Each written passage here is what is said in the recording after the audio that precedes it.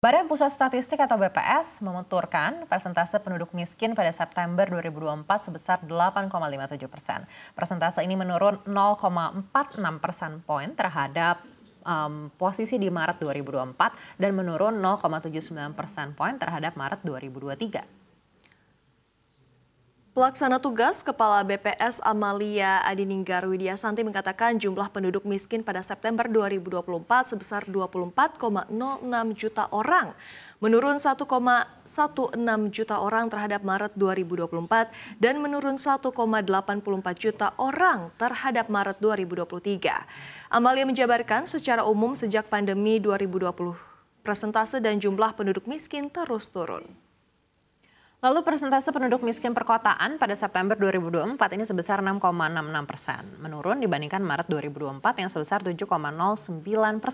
Sementara itu persentase penduduk miskin pedesaan pada September 2024 sebesar 11,34%, menurun dibandingkan Maret 2024 sebesar 11,79%.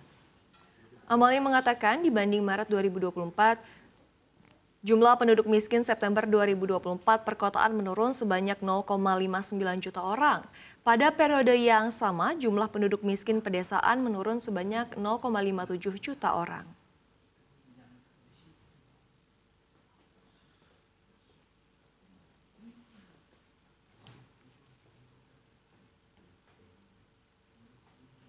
Ya, nah sebetulnya ya kalau kita mendengar ini adalah kabar yang cukup baik begitu ya. Namun yang harus menjadi pertanyaan adalah dengan angka yang turun ini apakah memang kondisi kita sudah betul-betul pulih, sudah kembali ke level yang sebelumnya sebelum pandemi COVID-19 atau pada tahun 2020.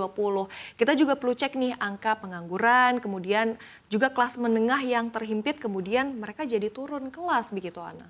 Iya betul sekali Bunga, memang kalau dilihat dari garis kemiskinan ini memang cukup rendah di mana BPS juga mencatat garis kemiskinan sebesar Rp595.242 per kapita per bulan dengan komposisi garis kemiskinan makanan sebesar Rp443.433 dan garis kemiskinan bukan makanan sebesar Rp151.809 Bunga. Ya, jadi berdasarkan hal tersebut ya Ana dan juga pemirsa kalau kita hitung-hitung nih misalnya rata-rata rumah tangga miskin di Indonesia memiliki 4 atau 5 orang anggota rumah tangga. Maka besarnya garis kemiskinan per rumah tangga secara rata-rata adalah sekitar 2,3 juta hingga 2,8 juta rupiah per rumah tangga miskin per bulannya. Iya Bunga, tapi walaupun tadi katanya jumlah orang miskin ini memang turun, kalau kita lihat selama 5 tahun terakhir jumlah masyarakat yang kelas menengah ternyata ini juga mengalami penurunan sebesar 9,48 juta orang atau sebanyak 16,5%. Jadi memang penurunannya untuk kelas menengah ini cukup besar juga, cukup signifikan Bunga. ya betul sekali Ana. Kalau kita kembali bicara soal penurunan kelas menengah, ini tentunya berdampak negatif ini pada ekonomi Indonesia.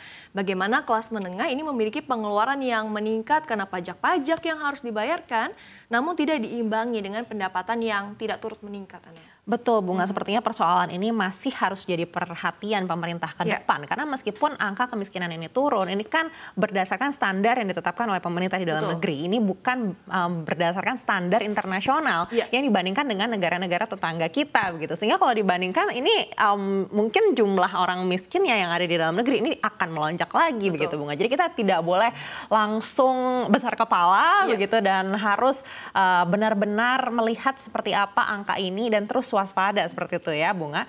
Dan berita soal jumlah warga miskin selanjutnya masih ada satu kabar dari domestik lainnya. Ini mungkin relate juga dengan saya dan juga dengan Bunga begitu ya, di mana pemerintah berencana mengeluarkan aturan soal pengaturan batas usia untuk mengakses media sosial. Menteri Komunikasi dan Digital Mutia Hafid menjelaskan akan ada peraturan pemerintah terlebih dulu terkait hal ini. Ya, namun masih ada proses panjang untuk aturan tersebut. Misalnya pemerintah akan melakukan kajian soal perlindungan anak di media sosial. Bukan hanya akan melibatkan DPR, pemerintah akan berbicara dengan DPR terkait aturan apa yang bisa dikeluarkan agar bisa melindungi anak-anak. Soal ini juga dibahas dalam pertemuan dengan Presiden Prabowo Subianto. Belum lama ini Australia juga memutuskan melakukan pembatasan usia mengakses media sosial. Mereka yang berusia di bawah 16 tahun tidak bisa lagi menggunakan platform seperti Facebook hingga Instagram. Media sosial yang gagal mencegah anak-anak mengakses platform akan diberikan denda oleh pemerintah setempat. Perdana Menteri Australia, Anthony Albanese, menyatakan anak-anak masih boleh mengakses aplikasi chat, game online, aplikasi kesehatan, serta edukasi dan juga YouTube.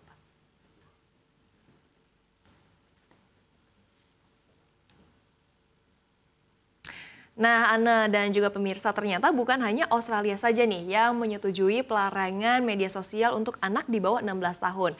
Amerika Serikat, United Kingdom, Norwegia, Prancis, Jerman, dan sejumlah negara maju lainnya ini bahkan sudah lebih dulu menerapkan peraturan yang direncanakan untuk melindungi pengguna media sosial yang berusia di bawah 16 tahun. Iya, relate banget nggak sih sama kita, Bunga, sebagai remaja-remaja yang sudah cukup umur begitu ya.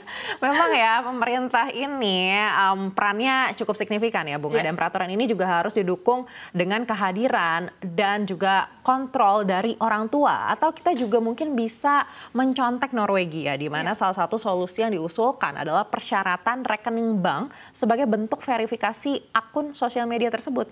Iya, betul. Komdige sendiri ini sudah memastikan bahwa Presiden Prabowo Subianto sudah menyebut baik nih atau ada lampu hijau terkait rencana tersebut, karena memang ada banyak dampak negatif ketika anak-anak seperti kita ya, bisa mengakses media sosial tanpa pantauan orang tua, seperti menimbulkan rasa tidak percaya diri, masalah tidur, ketergantungan, atau FOMO nih, fear of missing out, sampai membuat anak terjebak pada perundungan cyber dan juga pelecehan seksual. Wah, Bunga, ini kalau saya lihat dari gejala-gejalanya ini mirip juga nih dengan kita, tidak percaya diri, masalah tidur, ketergantungan, dan juga FOMO begitu ya. Ini mungkin kita harus mengurangi juga nih waktu yang kita habiskan untuk di sosial media, dan semoga aturan ini bisa segera diimplementasikan dan juga tentunya bisa memberikan hasil yang nyata di masyarakat ya, Bunga. Amin ya pastinya. Dan Ana, setelah 2 informasi dari domestik, selanjutnya kita simak satu kabar dari mancanegara. Baik, Bunga, ini menarik nih terutama untuk para pencinta beauty journey gitu ya, di mana Iran kini menjadi salah satu tujuan utama untuk wisata medis. Dengan perpaduan teknologi medis, dokter, dan juga harga yang terjangkau, Iran menciptakan jejak sebagai destinasi utama wisata medis. Tahun 2024, Iran mencatatkan pendapatan 1 miliar dolar Amerika Serikat atau 16,26 triliun rupiah dari wisatawan medis. Operasi plastik di Teheran menghasilkan kualitas setara Hollywood, namun dengan harga yang hanya 1/10-nya. IVF atau bayi tabung di kota Yazd diklaim lebih murah dari destinasi populer seperti India atau Malaysia. Terdapat 247 rumah sakit dan pusat medis yang diberikan izin khusus untuk wisata medis. Dengan optimisme ini, Iran menargetkan 7 miliar dolar Amerika Serikat dalam beberapa tahun ke depan. Wisatawan medis tidak hanya datang untuk berobat, tapi juga menikmati pengalaman wisata dengan 23 situs warisan dunia UNESCO.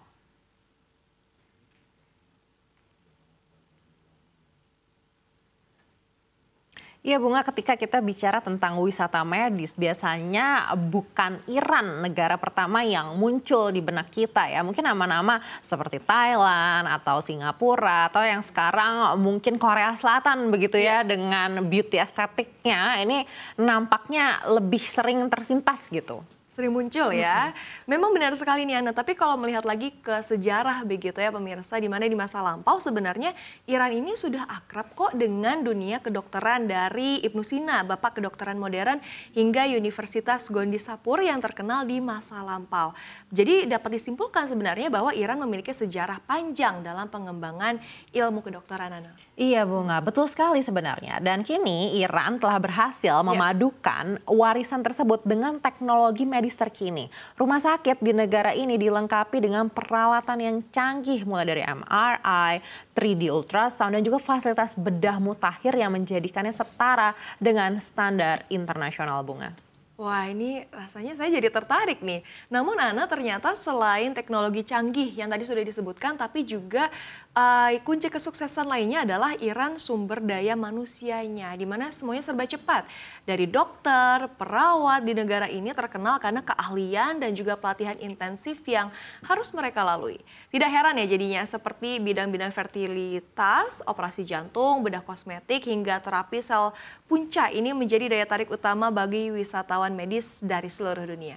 Iya Bunga, tidak hanya itu, salah satu yang juga menjadi daya tarik terbesar Iran ini adalah dari biaya perawatan yang relatif kompetitif. Bayangkan saja, operasi plastik di Teheran dengan hasil yang setara dengan Hollywood ini biayanya hanya sepersepuluhnya. Bahkan program bayi tabung di kota Yazbia ini dilakukan dengan harga yang bahkan bisa lebih murah daripada destinasi populer seperti India atau Malaysia begitu ya. Jadi memang kalau sepersepuluhnya ini siapa yang tidak mau ke sana begitu ya. Sekali. Apalagi kalau dihitung mungkin dari segi biaya, transportasi, ini juga jauh lebih murah daripada harus pergi ke Amerika Serikat atau ke Hollywood begitu dengan harga yang 10 kali lebih mahal.